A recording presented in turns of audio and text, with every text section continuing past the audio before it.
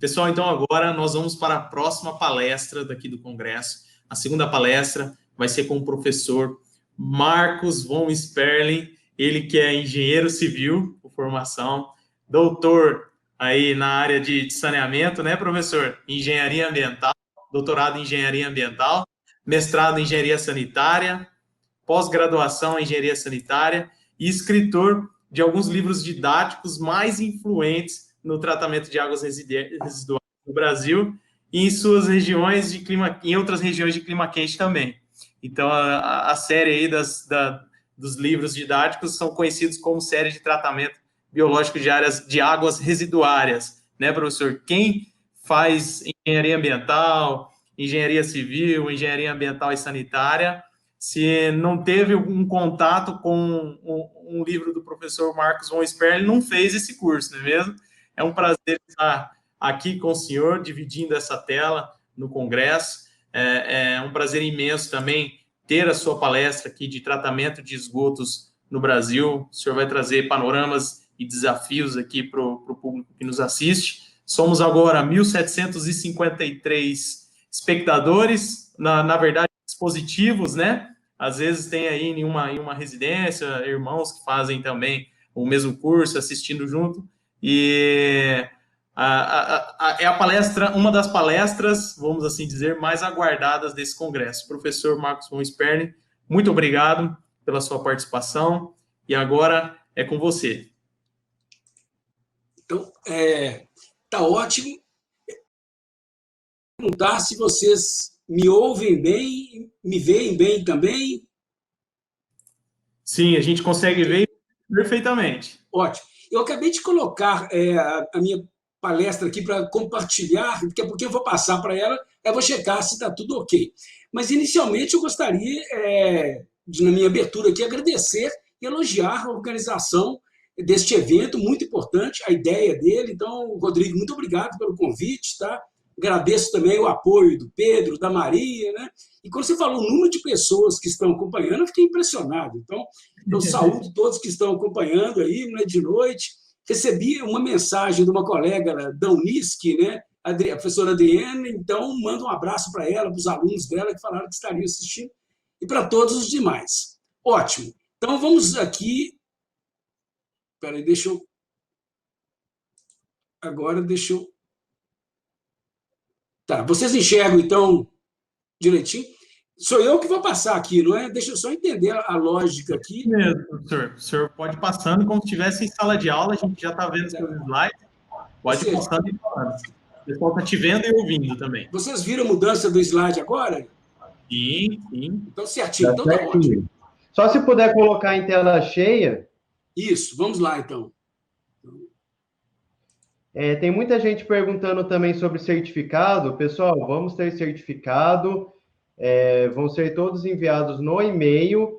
E precisamos que, para esse certificado ser enviado, que todos se inscrevam no YouTube também, no nosso canal. É isso aí. Agora é com você, professor. Então, tá ótimo. Bom, então, quando o Rodrigo me contactou, nós discutimos sobre o tema. Precisava de ser um tema geral, nada assim muito específico, porque o congresso ele é um congresso mais geral. Aí nós propusemos esse título, Tratamento de Esgotos no Brasil, Panorama e Desafios. Mas na semana passada eu fiz uma apresentação muito parecida com essa e eu não queria que elas fossem iguais, então eu acabei fazendo algumas mudanças nessa nossa apresentação. De agora, eu diminuí um pouquinho a parte do panorama do tratamento de esgotos no Brasil, a parte dos desafios, e introduzi também na nossa discussão para a gente questionar um pouquinho aspectos relacionados à sustentabilidade no tratamento de esgotos. Já que o evento é sobre sustentabilidade, então eu pensei, olha, vamos discutir um pouco sobre isso. Então, vamos lá. Ok, então essa é uma parte que eu diminuí bastante com relação às estatísticas. Eu não vou apresentar muitas estatísticas, mas conceitos... Aliás, desculpa, gente, eu queria elogiar também a apresentação do Pascal anterior, tá? Muito interessante, ótimo, então acho que traz mais um brilhantismo aí para o evento. Ok, retorno agora para a minha apresentação. A cobertura, então os índices que retratam a cobertura do esgotamento sanitário no Brasil. Então, mais do que apresentar tabelas com vários índices, Vamos ver aqui alguns aspectos mais conceituais. Então, esse é um mapa do Brasil que retrata a fonte principal é o SNIS, Sistema Nacional de Informações sobre Saneamento, são as informações mais recentes que nós temos.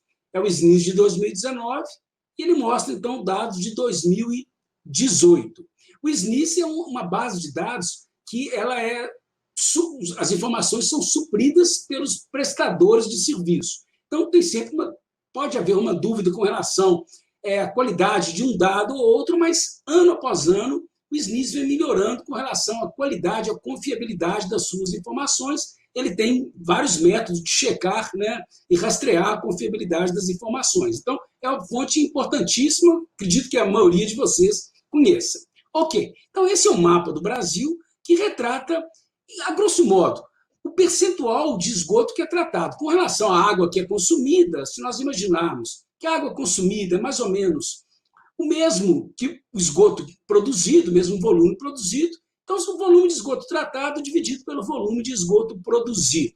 Esse mapa, quanto mais escura for a cor, melhor o índice de atendimento. Então nós vemos locais aqui onde o índice de atendimento, essa cobertura, é superior a 80%. Então são 574 dos 5.570 municípios no Brasil que tem, então, uma cobertura em termos de tratamento de esgoto superior a 80%. É uma concentração importante aqui no estado de São Paulo, no Sudeste, no Distrito Federal e outras regiões aqui. Vemos, então, já decaindo. Eu queria chamar muita atenção, então, para a diversidade regional que nós temos no Brasil. Então, regiões com elevado índice, elevada cobertura, e outras regiões aí com cobertura bem baixa. E dá destaque também, o que está em branco é ausência de informação. Então, são locais que não têm informação, precisamos de apurar isso, melhorar. Se vocês enxergarem aqui, são 1.525 municípios que nós não temos informação. Então, as principais mensagens: grande diversidade regional. Grande parte do Brasil necessita melhorar e muito a sua cobertura em termos de tratamento de esgotos. Já fica aí uma primeira mensagem para os vários estudantes de engenharia ambiental, engenharia sanitária que nós temos. É um local, a fonte de trabalho. Ok, essa é uma outra fonte de dados que eu acredito que vários de vocês já tenham tido contato também. Eu acho um relatório espetacular. Ele não está tão atualizado que nem o SNIS, porque ele foi lançado em 2017, os dados foram trabalhados em 2015, mas foram coletados em retrato o panorama em 2013. Mas a ótica que é trazida por essa outra ferramenta de informações é o Atlas Esgotos da ANA. Então, a Agência Nacional de Águas, essa agência interessava não apenas a cobertura em termos de saneamento em si, mas também o impacto disso nos corpos d'água. Então, ela avançou, a ANA, e esse diagnóstico avançou para computar também carga de DBO. Então, esse relatório que está aqui, vocês podem baixar o relatório. É um relatório muito bem feito, né? Vocês baixam na internet, buscando aí o Atlas Esgotos da ANA.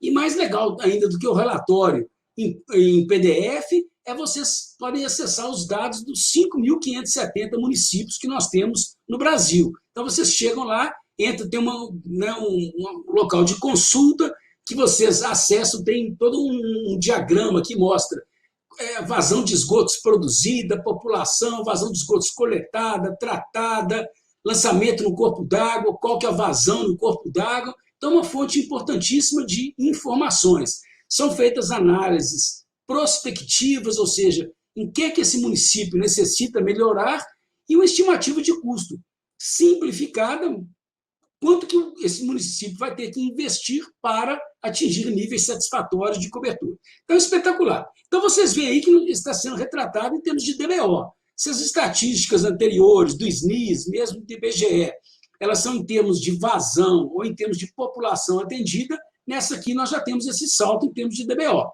Então, lembrando, né, as cidades, e nós geramos DBO, parte desses esgotos vão ser coletados, lançados sem tratamento, então essa é uma DBO sem tratamento. Parte dos esgotos vão ser coletados e tratados, vai depender da eficiência de remoção que nós temos na nossa estação de tratamento de esgotos, vai sair uma DBO remanescente. E tem os esgotos que nem são coletados. E tem aqueles também que têm soluções individuais. Então, eu não mostrei todo esse balanço faz parte do relatório da ANA, só mostro aqui algo mais geral. Vocês veem, então, cerca de 40% da carga de DBO, apenas cerca de 40% da carga de DBO gerada no país, ela é removida. Ok. Eu estava comentando sobre esse objetivo do Atlas Esgotos da Agência Nacional de Águas de enxergar o corpo d'água receptor. Então, foi feita uma análise muito interessante. Cada lançamento de cada ET ou cada esgoto bruto, em que curso d'água que ele era lançado, qual que era a classe desse curso d'água, qual que era a vazão de diluição, em condições de vazão mínima, as condições de diluição, e uma modelagem matemática muito simplificada da DBO, mas foi uma modelagem. Então, nós conseguimos, mapeamos isso no Brasil como um todo. Se vocês enxergarem aqui, essa é uma síntese dos resultados da extensão de todos os rios interiores que nós temos no Brasil. Temos esses aqui em azul, que tem DBO até 3 miligramas por litro. Ótimo. Então, são rios que, do ponto de vista de matéria orgânica, têm valores de DBO baixos, ou seja, espera-se que seja uma qualidade da água boa, também até para os outros parâmetros de qualidade. Então, aqui são toda a extensão menos impactada pela área urbanizada. A área urbanizada está esquematizada aqui. Nós temos a região amazônica, as grandes bacias, que representam toda essa parte. E a gente já chega no impacto das áreas urbanizadas. Em verde aqui, são cursos d'água ainda bons, que tem uma DBO entre 3 e 5 miligramas por litro.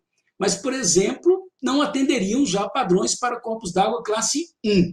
Então, estaria entre 1 e 2. Né? Aqui, são entre 5 e 10 miligramas por litro, já piora um pouco, já não atende padrão de qualidade para corpos d'água classe 2, que são a maioria em nosso país, mas atendem para a classe 3. E aqui, em vermelho, 83 mil quilômetros, ou seja, dá para dar 2 voltas na Terra, se nós esticarmos esses cursos d'água, emendarmos 2 voltas na Terra, a extensão de cursos d'água que nós temos, que tem DBO acima de 10 miligramas por litro, ou seja, não atenderia os padrões dessas outras classes de corpos d'água. Então, muito o que fazer para reverter essa situação daqui e também essa aqui em amarelo.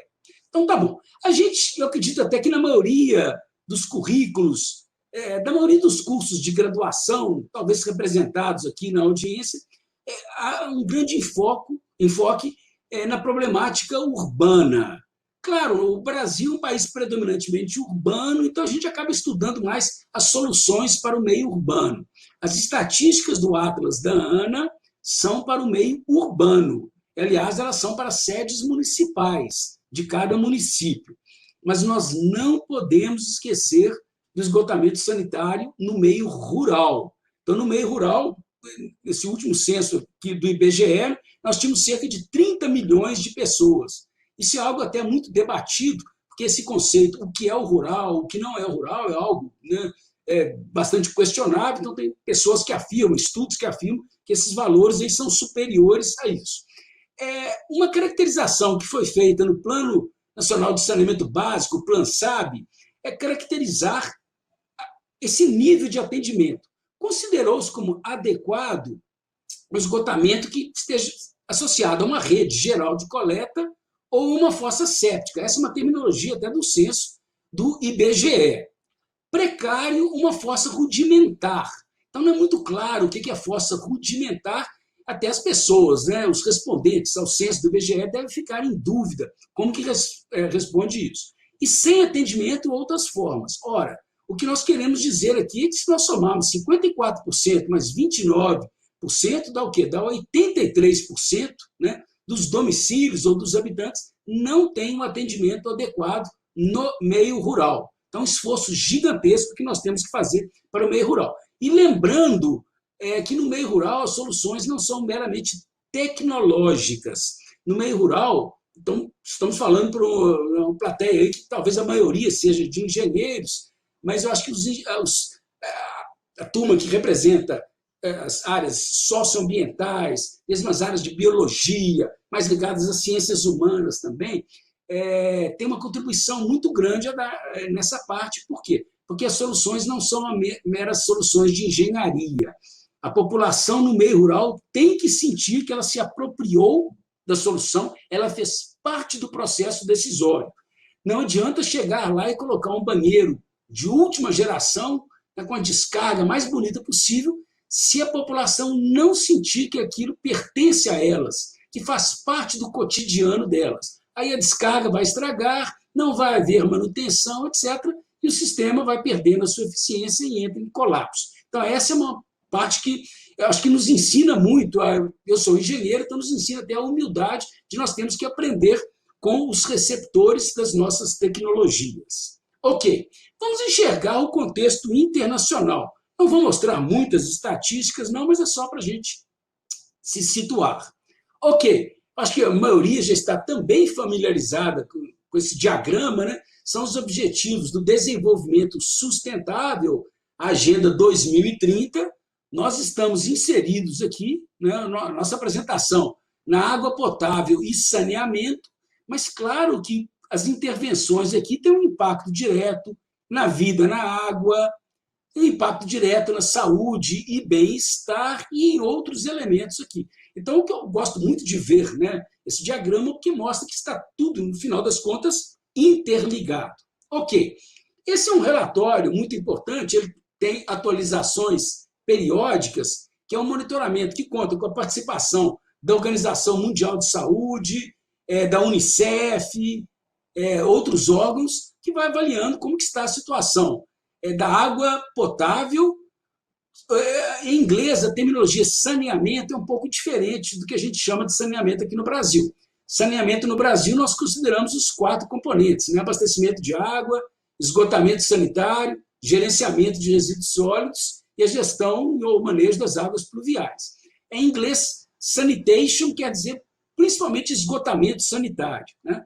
E também, ele sempre é um item muito forte da higiene, algo que a gente às vezes esquece um pouquinho, mas como que o aspecto da higiene tem sido tão discutido nas últimas semanas, com todos os problemas da Covid-19 que nós estamos tendo, como que a higiene ela ganhou importância, nós enxergarmos, então, o asseio pessoal, a limpeza das mãos, como que é importante o acesso a essas medidas de controle.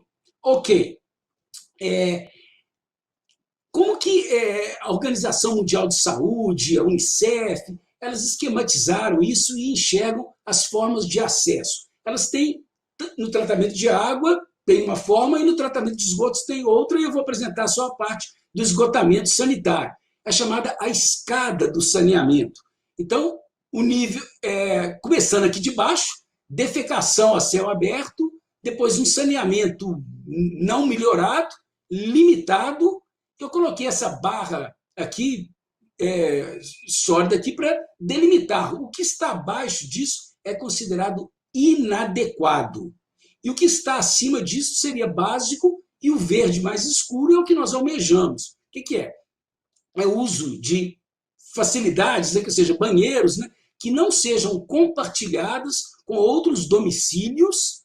A gente está acostumado, né? Cada residência aqui tem o seu banheiro, mas como que a realidade no mundo é diferente em vários outros locais, né? Compartilhamento de banheiros, então isso não é considerado adequado, né? E onde os excretas são dispostos de forma segura ou no local, é o que predomina no meio rural, nas soluções locais, ou transportados e tratados em outro local, é quando nós temos as redes de coleta. Isso que nós almejamos. Então, aquelas estatísticas que nós mostramos de cobertura, de tratamento de esgotos, elas estavam chegando nessa parte aqui. Mas considera-se que um degrau abaixo, né? Olha, pelo menos o uso de facilidades melhoradas que não são compartilhadas é o básico, mesmo que a destinação não seja adequada, considera-se que ainda seja tolerável. E abaixo disso não seria aceitável. Vamos começar pelo mais baixo aqui, que seria defecação a céu aberto, que são essas estatísticas que nós mostramos aqui. Aqui é o mundo, aqui não vou discutir muito, não vai dar tempo de discutir o meio urbano e o meio rural. Só chama atenção que as estatísticas no meio rural são sempre piores. No meio urbano, 12% da população, é o laranja aqui, faz defecação a céu aberto. isso é em torno de 1 bilhão de pessoas. Isso é muito. A população do mundo, né, é cerca de 7 bilhões, 1 bilhão de pessoas fazem defecação a céu aberto por dificuldades de acesso a soluções adequadas de saneamento, algumas vezes por questões culturais. Então, essa é uma meta explícita dos Objetivos de Desenvolvimento Sustentável, é zerar esse número aqui, para que cientes, todos nós estamos, dos aspectos sanitários, dos aspectos de saúde pública associados a eles. E as outras formas que não são adequadas, que são laranja, desculpa, esse amarelo mais escuro, e o amarelo claro, também isso representa 2,5 bilhões de pessoas não têm o saneamento, do ponto de vista de esgotamento sanitário, adequado. Então, um esforço gigantesco, assimetrias muito grandes que nós temos no mundo. Então, são várias estatísticas importantes. Já que a nossa palestra aqui é só sobre tratamento de esgotos, vou mostrar apenas os resultados associados ao tratamento de esgotos, mas eu acho que vocês devem consultar essa fonte, porque ela é muito interessante. Então, vamos lá. Aqui é o percentual dos esgotos que são tratados, dos esgotos gerados que são tratados. Europa, né? América do Norte, Europa, que seriam os modelos, né, que a gente busca, a gente tem similaridades culturais, né, com os países europeus, com os países norte-americanos, o índice aí em torno de 95%. A América Latina e o Caribe, onde nós nos inserimos, 37%. E aqui vocês veem as diversidades regionais que nós temos, né? E no mundo como um todo, as estatísticas, o valor médio aí é cerca de 73% dos esgotos gerados, eles são tratados. Então, nós temos muito o que fazer. No Brasil, vocês já viram as estatísticas, e na América Latina e Caribe, olha, nossa meta é universalizar, é sair desses 37% e chegar nos 100%. Tá? Então, volto a dizer, é um desafio para vocês da área ambiental, da área sanitária, mas é um nicho de trabalho para as próximas gerações que vocês representam. Ok. Comentando ainda sobre tratamento de esgotos, pegando as informações do Atlas Esgotos da ANA, vamos ver aqui quais que são os processos de tratamento de esgotos mais utilizados no Brasil, os processos mais utilizados em nosso meio. Eu vou apresentar isso em duas formas, em 2 slides. O primeiro é em termos de número de estações de tratamento de esgotos que adotam um determinado processo de tratamento. E o próximo que vem a seguir é em termos da população. A população que gera determinada vazão de esgotos, e esses esgotos são tratados por uma determinada alternativa tecnológica em termos de tratamento de esgotos. Vamos nesse primeiro, que é muito fácil de entender.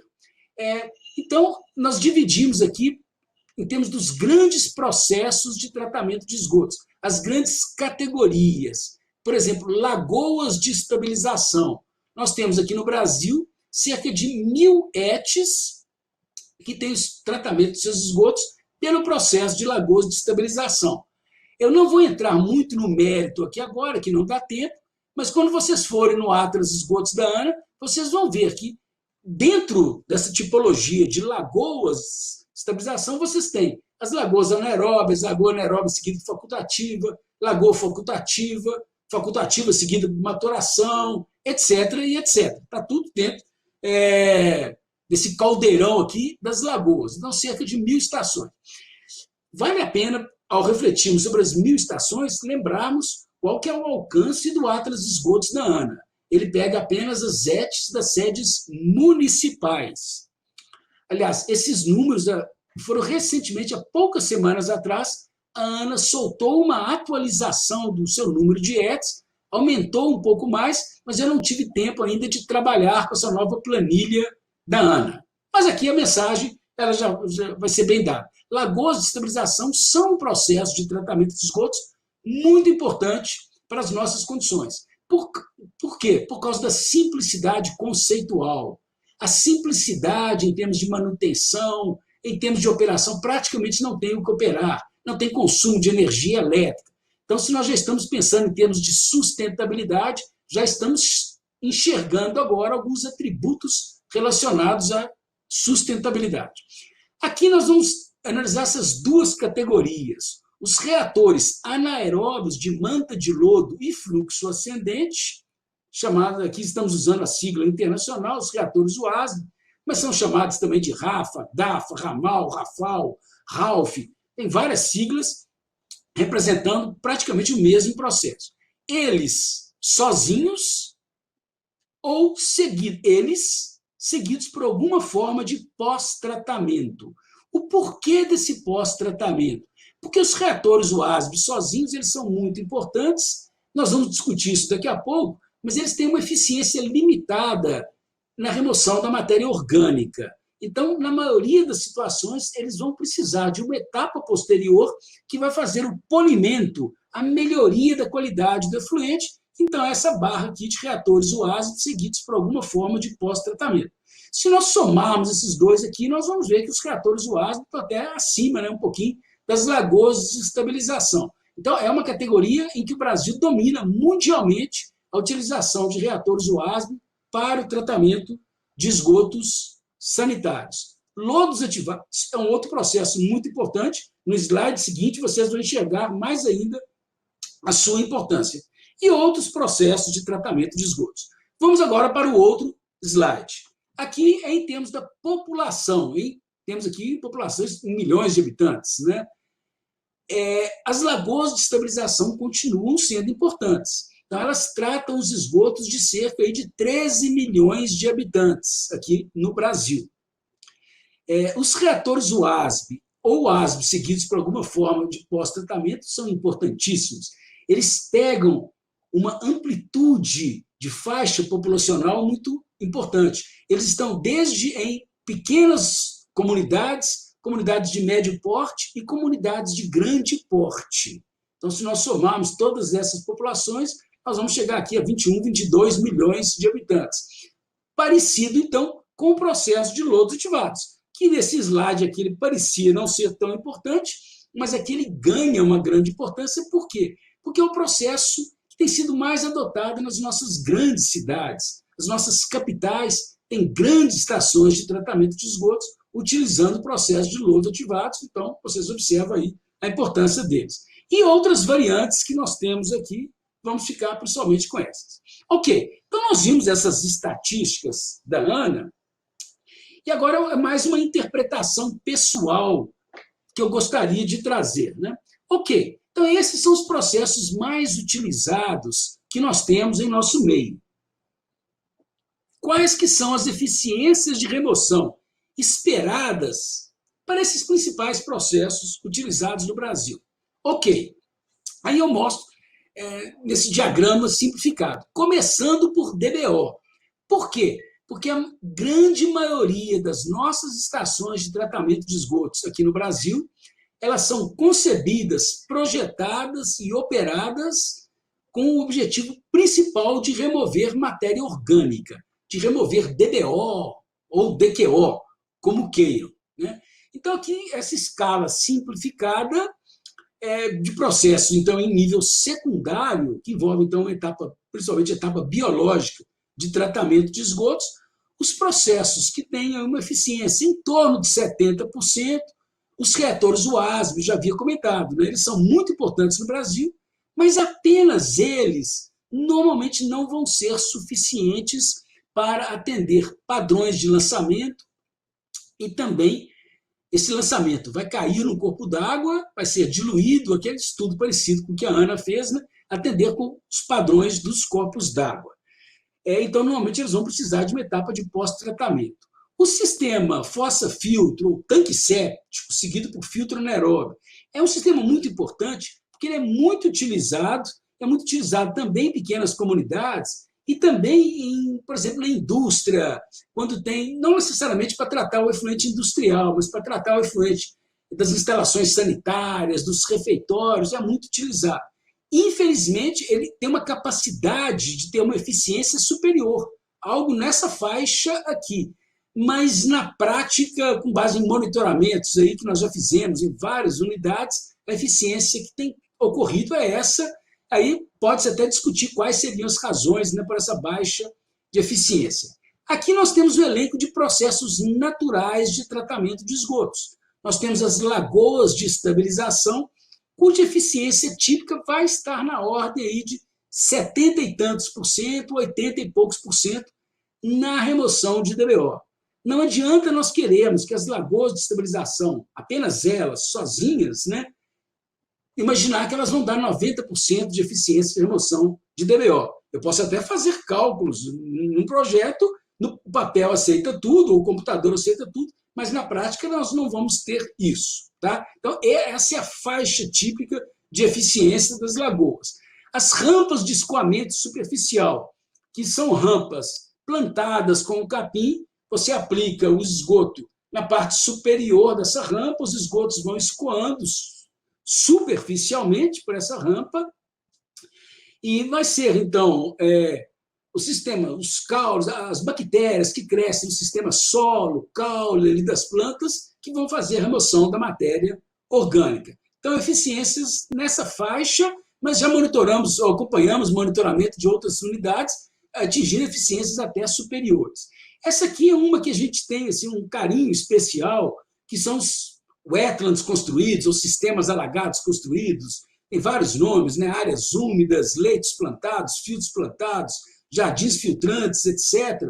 Ele, na estatística da ANA, ele entrou com valores bem baixos mesmo, em termos de número de estações. Por quê? Lembrando que ali eram as estações para o tratamento de esgotos das sedes municipais. Então, eles têm sido muito utilizados em pequenas comunidades, em condomínios, em pousadas, em outros locais, em restaurantes fora da área urbana, em shopping centers, etc., etc. Ok. E eles, então, eles têm um potencial para ter eficiências de remoção de DBO mais elevadas ainda. Nós estamos aqui generalizando wetlands construídos. Eles têm algumas variantes. As unidades de escoamento horizontal, de escoamento vertical chamado modelo francês. Temos outros wetlands que são aeradas. Então, é difícil a gente generalizar. Então, eu coloquei, né, dessa forma aqui. Vamos agora para processos que são mais compactos. Os filtros biológicos percoladores. Eles já estão numa escala, então, aí da ordem, naquela fronteira, entre 85%, eventualmente um pouco mais. Então, são um processo muito importante no Brasil, principalmente nessa perspectiva que nós estamos vendo aqui. Ó. Os reatores WASB, seguidos por alguma forma de pós-tratamento. Os filtros biológicos percoladores têm sido muito utilizados no Brasil, aqui em Minas Gerais, eles são muito utilizados como pós-tratamento de efluentes de reatores anaeróbios. Então, nós temos um processo anaeróbio compacto e um processo aeróbio compacto. Então, é uma ótima combinação. É um processo simplificado, não demanda energia elétrica, uma energia baixíssima, o consumo energético ele é bem baixo, não tem nenhum equipamento elétrico mecânico pesado, vocês estão vendo equipamentos aqui, mas não tem nada assim de muito complexo nele. Então, por isso que eles têm sido muito adotados. A gente já sobe a nossa escala aqui, o processo de lodos ativados, que eu já havia comentado, aí sim, ele pode dar eficiências de remoção muito mais elevadas, 93%, 95%, 98%, dependendo da variante de lodos ativados que você tiver. Então, é um processo muito eficiente, mas bastante complexo do ponto de vista operacional. Então, ele é sofisticado, ele tem muita possibilidade, muita flexibilidade operacional, mas por causa disso ele é mais complexo. Ele acaba sendo a operação dele mais cara também, por causa do consumo energético. Nós temos equipamentos eletromecânicos mais pesados. E aqui uma outra categoria que cada vez ganha mais importância no Brasil, aqui são os reatores aeróbios com leito móvel, MBBR, os processos que envolvem membranas cada vez mais importantes e outros. Então, aqui é um panorama geral, vocês veem a escala de eficiências de remoção de DBO. Então, como nós comentamos, no Brasil, a grande maioria das estações de tratamento de esgotos objetiva a remoção da matéria orgânica, DBO e DQO. Mas aí vamos pensar, qual a capacitação dos processos de tratamento de esgotos, esses principais que nós estamos discutindo, para remover outros poluentes? Aqui estou falando, então, continuo falando principalmente de esgotos sanitários. Eu não estou entrando aqui no tratamento de efluentes industriais, porque aí é um outro mundo, são outras considerações que nós teríamos que analisar, porque efluentes industriais eles cobrem uma gama tão ampla, de tipologias distintas, características dos efluentes distintos, que não dá para a gente generalizar. Então, vamos lá. Aqui, de novo, é uma interpretação pessoal minha, mas, claro, com base na experiência, com base em análise de estatística, de monitoramento de diversos processos. Eu vou mostrar alguns gráficos esquemáticos, alguns diagramas, e essa vai ser a legenda que nós vamos utilizar. Vai aparecer uma cor amarela quando for apenas o reator WASP. Uma cor verde quando o processo de tratamento de esgotos for um processo natural. Azul, se ele for um processo compacto, intensivo, né? Lodos ativados, reatores WASP seguidos por filtros biológicos percoladores, né? Biofiltros aerados submersos, são processos compactos. Aqui, qualquer um desses aqui, mas se eles tiverem, ou desses dois aqui, se tiver complementações específicas para agregar novos objetivos. Ok. Então, é uma série de gráficos desse jeito aqui. Eu não listei todos os processos, listei alguns, e não vai dar tempo de nós discutirmos processo por processo. É mais a reflexão aqui, ó, do arranjo geral. Aqui nós temos eficiência de remoção do poluente que nós estamos analisando. Estamos analisando agora DBO. Então, na minha interpretação pessoal, eu dividi aqui eficiências consideradas baixas, intermediárias e altas. Uma eficiência baixa é aquela que é inferior a 70%, intermediária entre 70% e 85%, e alta se for uma eficiência de remoção de DBO superior a 85%. Então, os reatores WASP sozinhos, nós já vimos dito, eles estão nessa faixa aqui. Conclusões. Nós temos tanto processos naturais quanto os processos mais compactos capazes de atingir eficiências intermediárias ou mesmo altas. Então, uma elevada eficiência de remoção de DBO não é uma exclusividade de um processo compacto ou intensivo. Pode ser alcançado também por alguns tipos de processos naturais. Ok. Vamos agora analisar outros poluentes. Se nós precisarmos de remover amônia, que pode ser um objetivo explícito, a amônia fazia parte de uma primeira versão da nossa legislação, de uma resolução CONAMA, havia um padrão para lançamento de amônia, ele foi suspenso temporariamente, mas pode voltar em breve, né? Então, aqui para a amônia, nós dividimos aqui, ó, que é considerado uma eficiência baixa, é inferior a 35%, intermediária entre 35% e 70%, e uma eficiência alta se for superior a 70%. Aí vocês já veem, olha, que o elenco de processos de tratamento de esgotos que conduz a baixas eficiências já aumenta. Aqui, quando nós trabalhamos com DBO, quase todos os processos levavam a eficiências intermediárias ou altas. No caso de amônia, já temos vários aqui com eficiências baixas e outros com eficiência intermediária, e são poucas as variantes, poucos processos que conduzem a altas eficiências de remoção de DBO. Processos compactos, mas temos também processos naturais. Ok, uma coisa é remover amônia. Vários desses processos que removem amônia não removem nitrogênio. Eles convertem a amônia a nitrito, nitrito a nitrato. O nitrogênio continua lá, mas já é uma grande coisa remover a amônia. Mas é produzido, então, o nitrato.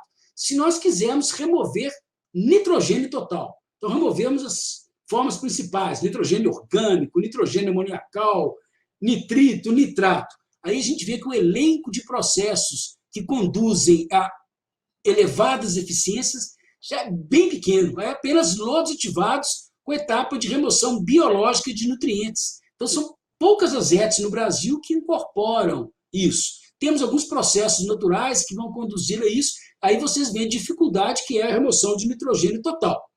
Algo parecido para a remoção de fósforo. A grande maioria dos processos de tratamento de esgotos não está aparelhada para ter uma remoção, mesmo que intermediária, de fósforo.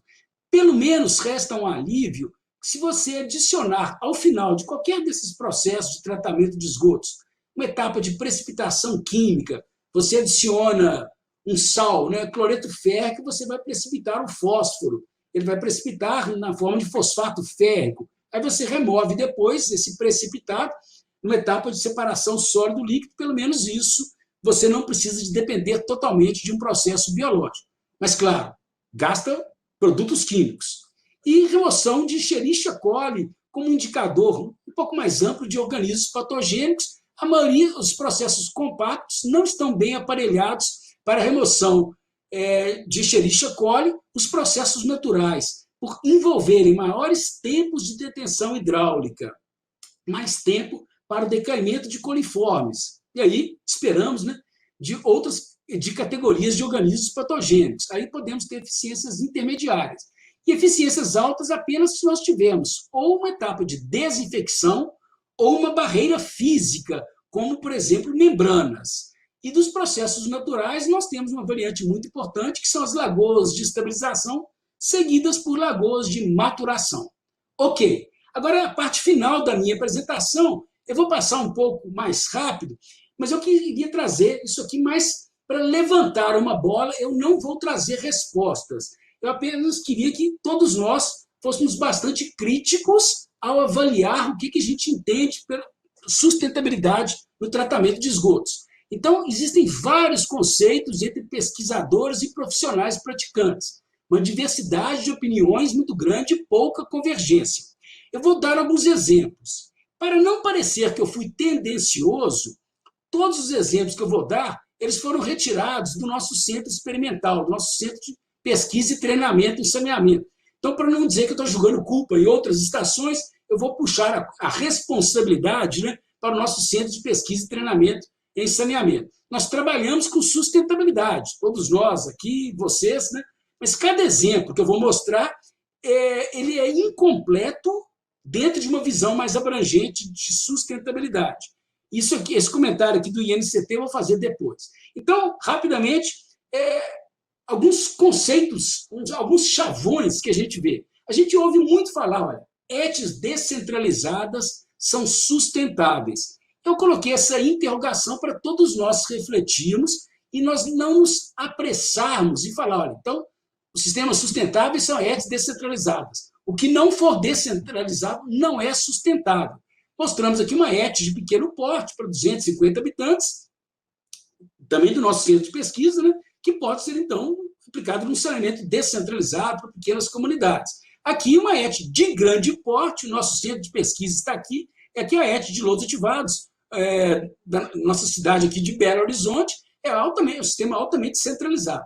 Mas eu não posso, a priori, falar que isso aqui é sustentável e esse outro não é sustentável, porque um sistema descentralizado numa cidade de grande porte, com adensamento populacional muito elevado, pode ser não sustentável. Tá? E vice-versa, um sistema centralizado no meio rural não vai ser sustentável. Então, olha, não existe uma resposta única, cada caso é um caso. A gente ouve muitas pessoas falarem, os sistemas naturais são sustentáveis. Eu concordo, eles estão no caminho da sustentabilidade, mas isso, por si só, não garante a sua sustentabilidade. Mostra aqui o sistema de lagoas do nosso centro experimental. Se essas lagoas não estiverem funcionando bem, tivermos com problemas operacionais, estiverem causando maus odores, né, tivesse uma vizinhança aqui, nós poderíamos afirmar que isso aqui é um processo sustentável, mesmo que seja um sistema natural? Então, interrogação.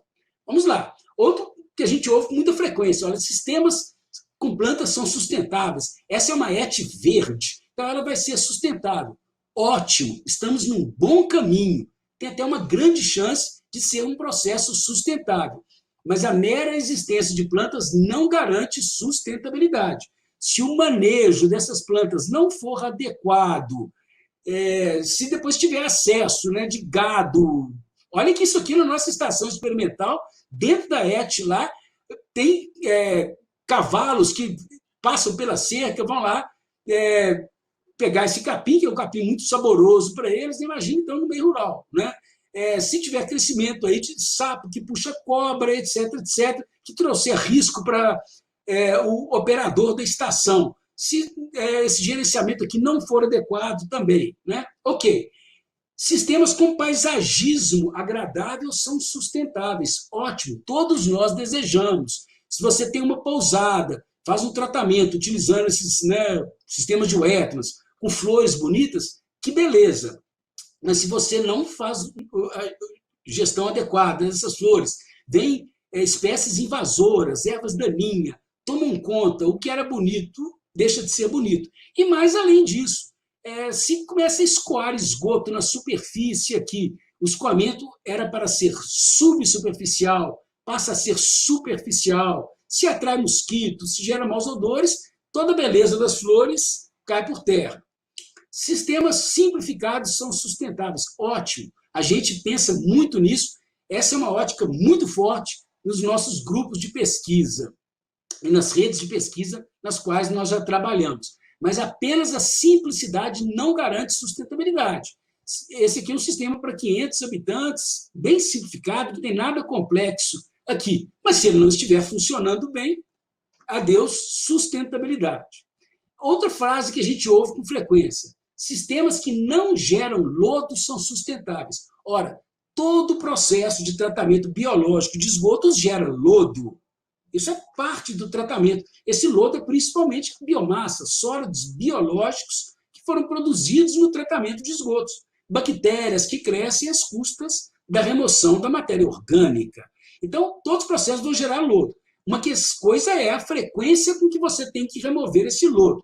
Aqui é o processo que nós temos de wetlands, de escoamento vertical, a modalidade do sistema francês. Você pode acumular esse lodo aqui por 10, 15 anos ou mais. Lagoas de estabilização, lagoas facultativas, você acumula o lodo por 20 anos. Mas isso em si não garante a sustentabilidade do ponto de vista estrito. Ouvimos muito também: meu sistema é sustentável porque não consome energia.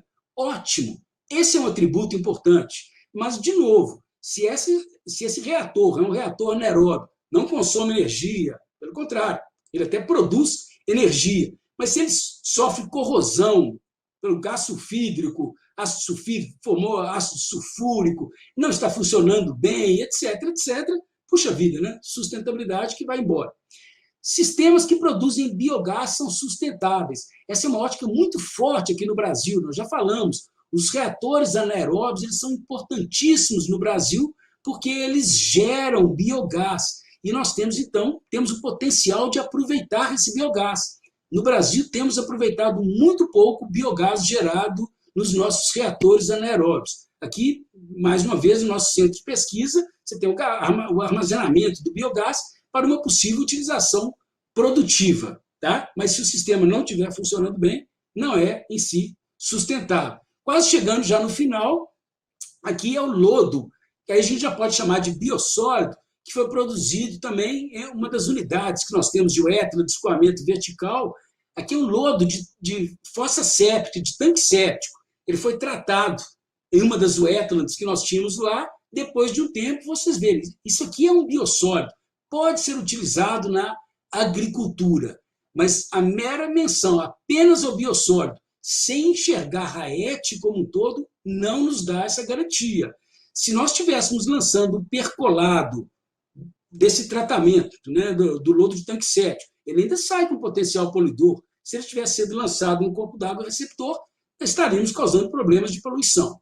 Então, qual que é a nossa conclusão sobre sustentabilidade? Não vou concluir, apenas levantei essa bola para vocês refletirem e vocês serem bem exigentes ao definirem a sustentabilidade de uma estação ou de um processo de tratamento de esgotos. E eu convido vocês a visitarem o site do Instituto Nacional de Ciência e Tecnologia. ETS Sustentáveis é uma rede cooperativa que trabalha no conceito de sustentabilidade no tratamento de esgotos, é coordenado pela UFMG, mas temos algumas estações, algumas universidades no Brasil que fazem parte dessa rede. E essa reflexão sobre sustentabilidade está muito avançada. Esse é um site muito bom, tem muito material informativo, muito vídeo. O pessoal do INCT está trabalhando, começou a trabalhar agora na parte da detecção do coronavírus no tratamento de esgotos, então eu convido bastante vocês a visitarem esse site. E, então, olha, eu substituí aquela parte dos desafios que eu mostrei até na palestra da semana, uma outra palestra da semana anterior, por essa discussão sobre sustentabilidade, mas os desafios ficaram claros na minha apresentação, né? Nós temos muito o que fazer. Não adianta a gente querer sair de um estágio baixo e chegar num estágio bastante elevado. Temos que evoluir degrau por degrau. Então, isso aqui, olha, talvez a minha geração tenha participado aqui. Aqui são vocês que vão subir alguns degraus, vocês vão passar o bastão para outros colegas mais jovens de vocês, etc. E vocês que vão acompanhando esse desenvolvimento do Brasil. Esperamos que a gente chegue, então, né, daqui algumas gerações, com a universalização. Então, para vocês que estão formando, que formaram há pouco tempo, vocês viram que os desafios são grandes, mas eu sempre gosto de dizer que as oportunidades também. Onde há desafios, há oportunidades. Então, as oportunidades estão abertas para a geração de vocês e as gerações que se seguem, que vão se seguir, né, nessa área de atuação de engenharia sanitária, engenharia ambiental, ciências socioambientais, biologia, ecologia, etc., etc. Ok?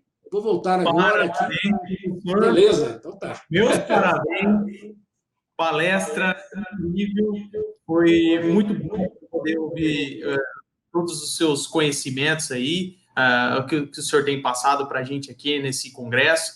Foi uma palestra muito rica em conhecimento, uma análise. Eu fui assistindo aqui, também anotando um monte de coisa, aprendendo muita coisa com você aqui nessa palestra, uma análise bastante crítica sobre aí as estações de tratamento e trazendo reflexões para considerar se o sistema ele é sustentável ou não, né? Não basta usar dispositivos e categorizar o sistema como sustentável, né? Tem muita coisa envolvida por trás, né, professor? Muitas variáveis para usar desse termo, né? Muito bacana essa sua reflexão. Anotei uma frase aqui que a hora que eu ouvi, para mim, foi uma frase de efeito: onde há desafios, há oportunidades. E isso realmente é uma coisa que a gente tem que compartilhar também com o pessoal aqui. Eu anotei várias perguntas. Deixa eu só me achar aqui, tá, professor?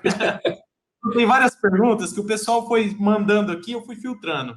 Então, assim, foram várias. Eu vi algumas temáticas que eram mais recorrentes, como, por exemplo, qual seriam as suas recomendações ou qual é a sua opinião a respeito do uso do sistema de wetlands no meio rural ou em pequenas cidades?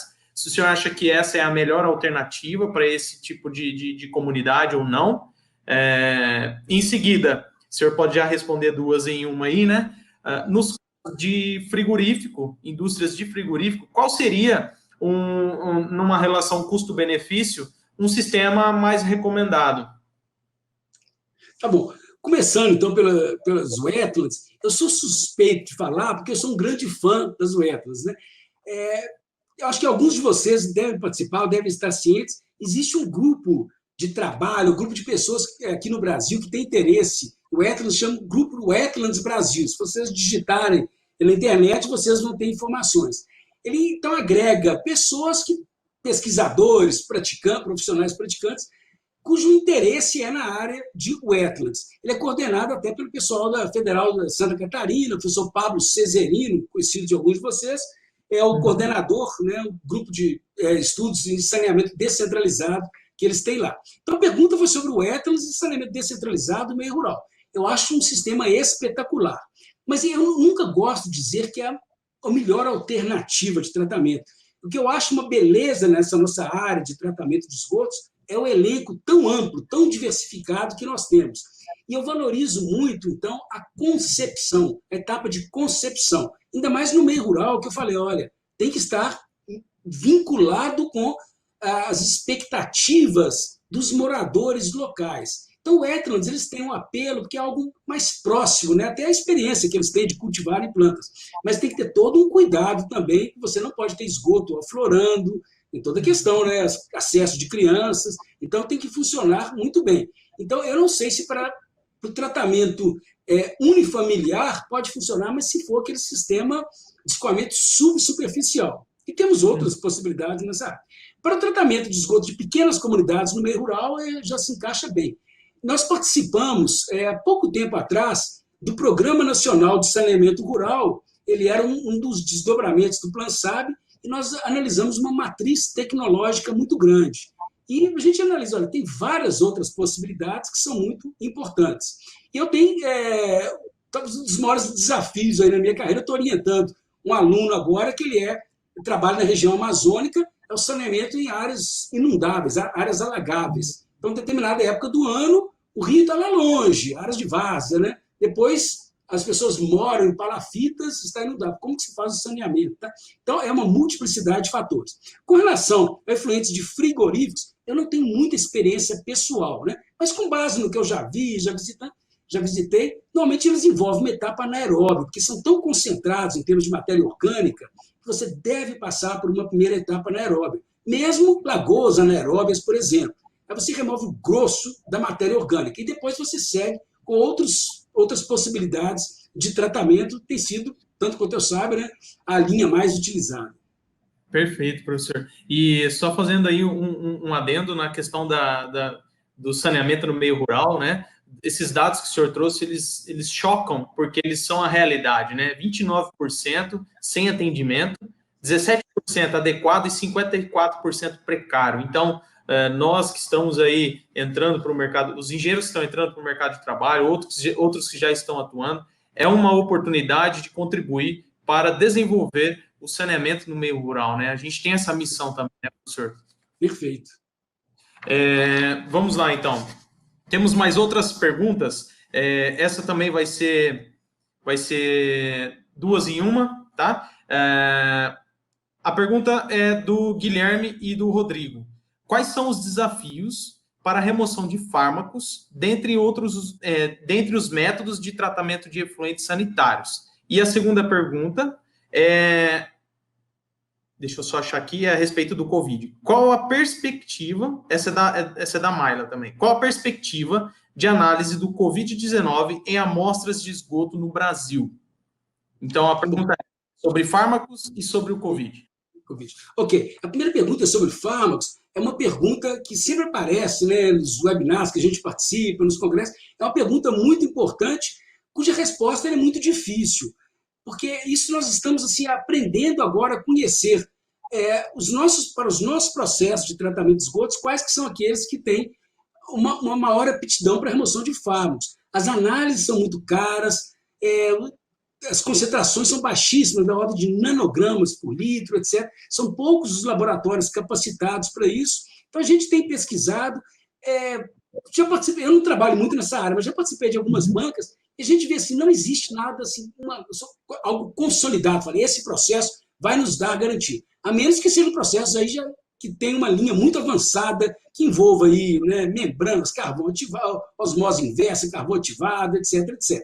Ok. A outra da Covid, que é muito importante, eu citei que o INCT é sustentáveis, então, em algumas frentes de trabalho, junto à Agência Nacional de Águas, ele está trabalhando aqui na região metropolitana, Belo Horizonte e outras cidades aqui, na caracterização, na busca do vírus, né, do coronavírus, nos esgotos. Então, é uma terceira aplicação dos esgotos. Eu não tive tempo de falar, mas a gente sempre pensava em tratamento de esgotos, remover poluentes. Uma geração que veio depois fala, não, esgotos contém recursos, vamos aproveitar esses recursos, né? Que é um pouco dentro da linha de sustentabilidade do Smart Eco. E agora, mais recentemente, os esgotos como possibilidade de você rastrear contaminantes, no caso, o vírus. Né? Mas não basta rastrear. Então, o que o INCT Sustentável está fazendo é fazendo a detecção em pontos diferentes da rede de coleta, também antes, né, espalhado na cidade, antes do tratamento, depois do tratamento, nas nossas redes, no corpo d'água receptor, e georreferenciar isso e cruzar com dados epidemiológicos. Aí é que está a beleza. Então, pode ser que a detecção da Covid seja um instrumento epidemiológico para você planejar políticas públicas de enfrentamento da Covid naquele local. Perfeito, perfeito. E ainda mais se tivéssemos uma tecnologia, né? Aí o Pascal aí pode começar a pensar Covid no esgoto. E a última pergunta, professor, para a gente fechar, é do Reginaldo Rangel. Ele pergunta assim, professor, qual a sua opinião sobre a PL 4.162 de 2019, do Marco Legal do Saneamento Básico. Essa é uma pergunta muito complexa, eu acho que eu vou ter 1 minuto para responder, né? Não, fica tranquilo. Você tem... Porque é tão complexa porque nós podíamos ficar aqui debatendo o evento a noite inteira, debatendo, que isso é muito complexo. E eu estou sempre muito aberto a ouvir outras opiniões também, né? Eu começo dizendo o seguinte, né? Eu não tenho essa preocupação com relação a se ferrenha, né, se o prestador de serviços será estritamente, né, público ou privado. Há modelos diferentes, né? Se nós tivermos um arranjo institucional muito bom, que garanta, né? Então, as agências reguladoras, elas vão, de fato, fiscalizar, garantir a implementação do saneamento de forma adequada, com tarifas justas em cada local, quer um prestador de serviço, né? Seja estadual, uma companhia estadual, quer seja um sistema autônomo de águas e esgotos, quer seja ligado diretamente à prefeitura, como um DEMAI, ou um prestador de serviço privado, se ele fizer isso bem feito, com tarifas justas, ótimo. A grande preocupação que nós temos é que as companhias privadas, a sustentabilidade delas é uma sustentabilidade financeira também, entre outras coisas. Opa, desculpa, eu perdi o vídeo aqui. Elas precisam de ter a sustentabilidade financeira. E o saneamento não necessariamente dá lucro. Aí a nossa preocupação é nas pequenas comunidades, né? No Brasil, se eu bem me lembro, cerca de 45% dos nossos municípios têm menos do que 10 mil habitantes. E, normalmente, municípios com menos do que 10 mil habitantes, eles vão ser deficitários. A tarifa cobrada não vai conseguir cobrir com as despesas necessárias para você universalizar e manter um nível operacional adequado. Então, a questão do subsídio cruzado, que as companhias públicas, elas operam segundo o subsídio cruzado. Eu pego o filé aqui, mas eu sou obrigado também a pegar outras cidades deficitárias. Se houver um arranjo como esse, nos editais de distribuição, em que as companhias privadas tiverem que pegar também as comunidades deficitárias, um esforço conjunto de todos para universalizar, aí que funcione. Mas tem que garantir que vai funcionar, essa que é a nossa maior preocupação. Que sabedoria, perfeito, professor.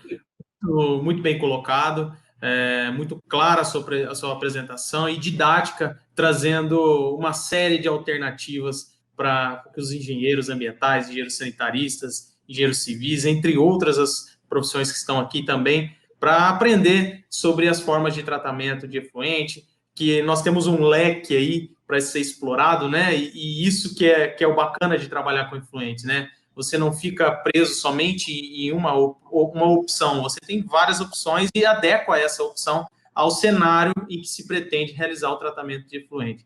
Muito obrigado por dispor do seu tempo em transmitir o seu conhecimento para todos nós aqui.